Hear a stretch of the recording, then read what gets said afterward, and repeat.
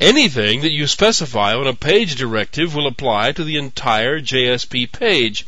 It normally doesn't matter where in the source code you place the page directive. It always applies to the entire file. You can use the page directive as many times as you like in a JSP page, but you can only use each attribute of the page directive once. The exception to this is the import attribute, which you can use any number of times. You can specify the language used in the scriptlets with the language attribute setting like this. So far, the only valid language is Java, and that's the default, so there's no real need to use this attribute. The translator converts the JSP code into a Java class. The default in the version of J2EE that I have is for it to extend the class named HTTP JSP base like this. If you have need to change that, you can by using the page directive. For example, you could have your class extend the vector class with this command. But be careful about doing this. Look up the default superclass in the API documentation and make certain that you won't be giving up something that you need. You can use the page directive to generate import statements in the class. This is the one attribute that you can use over and over. Or you can generate more than one import statement from a single page directive by separating the names by commas like this. You can specify the full path name, or you can use the asterisk notation. Any form that could be used on a Java import command can be used here. In the previous examples for this course, there were no import statements. If you always use the full package name of the classes, you never need to use an import statement. Now, some packages are implicitly imported, so you don't need to import them in your code. As usual, the Java lang package is always imported, but in JSP code, some other packages are imported automatically as well. These 3 lines of code are always inserted at the top of the generated code. Almost every class and every package that begins with the names javax.servlet is included. By the way, there is one minor limitation here. You must place the import directive in the source file before the imported class or package is actually used.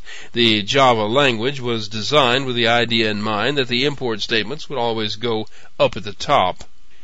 If you want to be able to track the session, you will need to have a session object, which you will not have if you do this. Of course, true is the default. If you don't do anything, every user will have a session object and will set cookies. If you're not going to be using the session object, you don't need it. So you can set this directive to false and it won't be there. You can save some overhead when people visit the website because it doesn't instantiate a session object for every visitor and it doesn't generate cookies. You can set the size of the buffer that's used by the out object to write the HTML code to the generated page. The default is 8K. This is a matter of efficiency tuning. You can set it to whatever size you would like, or you can just turn it off. The auto flush setting is sort of an odd one. It's a Boolean setting and its default is true. I don't know exactly why or when you would want to set it otherwise.